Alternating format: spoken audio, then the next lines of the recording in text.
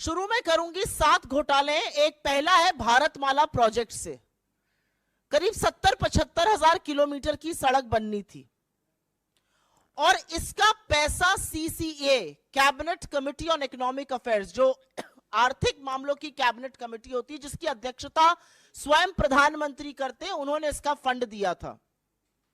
और फंड ही नहीं दिया था, वो इसमें पैसा खर्चा कैसे होता है उसकी निगरानी भी करते हैं।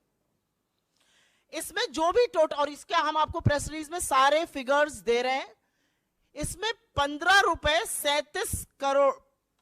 करोड़ 37 लाख रुपए पर 1 किलोमीटर सड़क बननी थी।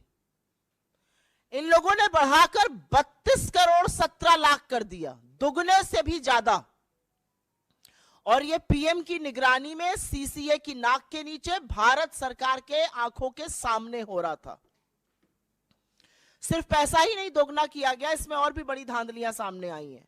इसमें पता चला है कि फर्जी दस्तावेजों के आधार पर बिडर्स का चयन हो गया, बिडिंग प्रक्रिया में बड़ा फर्जीवाड़ा सामने आया है, विस्तृत परियोजना रिपोर्ट पर काम भी नहीं हुआ, एस्क्रो अकाउंट से करीब 3,500 करोड़ रुपए का हेरफेर हुआ।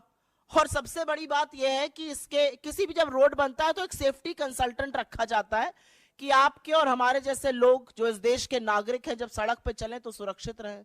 सरकार ने यह भी जरूरी नहीं समझा, भारतमाला के कितने ही हिस्सों में एक भी सेफ्टी कंसल्टेंट नहीं है। तो अगर आप भारतमाला की किसी सड़क पर चल रहे हैं करीब 70,000 किलोमीटर की, तो अपनी जान की, अपने माल की, अपने खुद के रखवाले आप हैं, सरकार की जिम्मेदारी नहीं, क्योंकि उनके पास सेफ्टी कंसल्टेंट रखने का टाइम ही नहीं था। तो भारतमाला में दुगनी करी लागत और हर तरह के फर्जीवाड़ा करके भगवान जाने किसको किसको ये टेंडर दिए गए, जिन्होंने सेफ्टी कंसल्टेंट्स तक नहीं रखे, एस्क्रो अकाउंट से हेराफेरी हुई।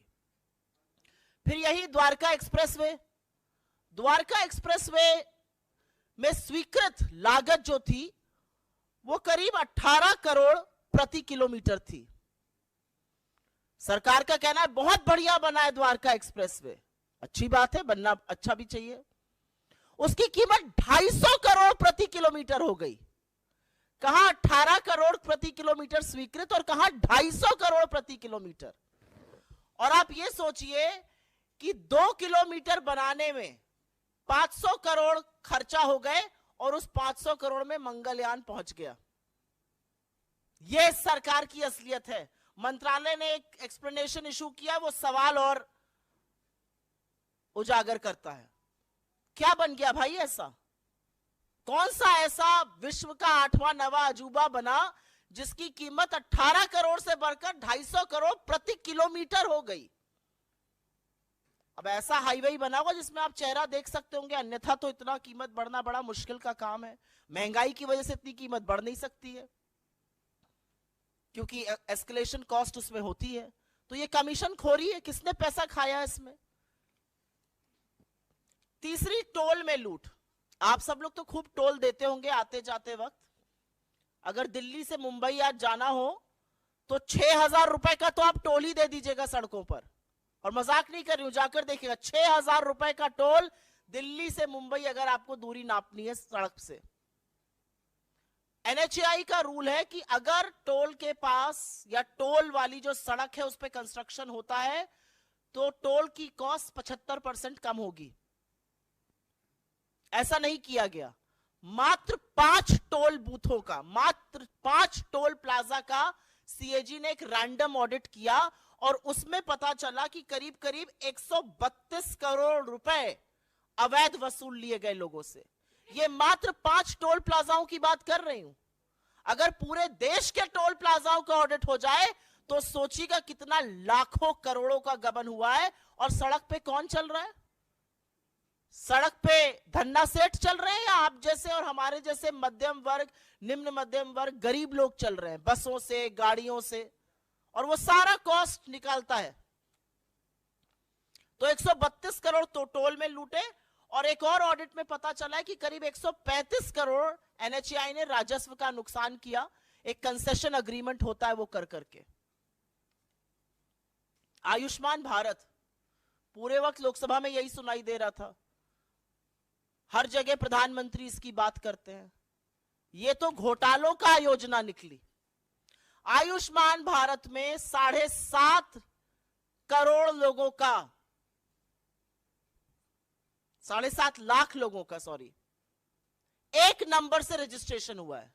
आप किसी भी आधार सेंटर जाइए, किसी भी आयुष्मान सेंटर जाइए, वो सबसे पहले आपसे आपका फोन नंबर पूछते हैं। एक नंबर से 7.5 लाख लोगों का रजिस्ट्रेशन। और यही नहीं, आयुष्मान भारत के तहत 88,760, मोटा मोटा 88,000 मान लीजिए, उन रोगियों का भुगतान हुआ है जिनकी मृत्यु हो चुकी थी। मृत लोगों का इलाज दिखाकर क्लेम क्या भुगतान हुआ है। अब ये किसके पास गया है ये नहीं पता, लेकिन लाभार्थी के खाते में तो ये बिल्कुल नहीं गया है। 88,000 मृत लोगों के फ्रेश इलाज का क्लेम दिखाकर उस पर धांधली हुई है। और जैसा कि मैंने आपको बताया, 7.5 लाख लाभार्थी एक नंबर से जुड़े हैं। इनफैक्ट अगर आगे डेटा देखिए तो करीब करीब 1,24,00,000 जो हैं वो मात्र कुछ फोन नंबर से जुड़े हुए हैं। भगवान की बात ना हो ऐसा कैसे हो सकता है? और वो राम जो सबके आराध्य है। अयोध्या में एक भव्य राम मंदिर बन रहा है। जमीन में जितनी दलाली भारतीय जनता पार्टी के नेता, एसडीएम, कानूनगो सब मिलकर कर सकते थे, बड़े बड़े नेता, ट्रस्ट के लोग, वो तो खूब हुई, वो आप लोगों ने देखा। और सरकार की बेशर्मी कह लीजिए या थेथराई कह लीजिए, एक शब्द उस पर बोला नहीं गया। अब पता चल रहा है कि अयोध्या डेवलपमेंट प्रोजेक्ट में भी खूब धांधली हो रही है। और धांधली ऐसी वैसी नहीं हो रही है, पैसा जो जनता का है वो जा रहा है ठेकेदारों के गल्ले में, अनुचित लाभ पहुंचाया जा रहा है।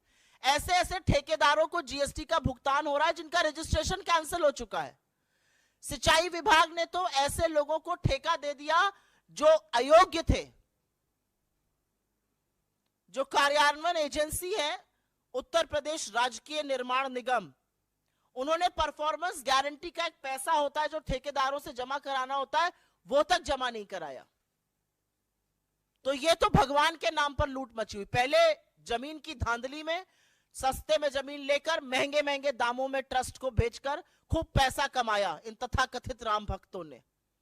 हमारे आराध्य को, हमारे ईश्वर को भी नहीं छोड़ा।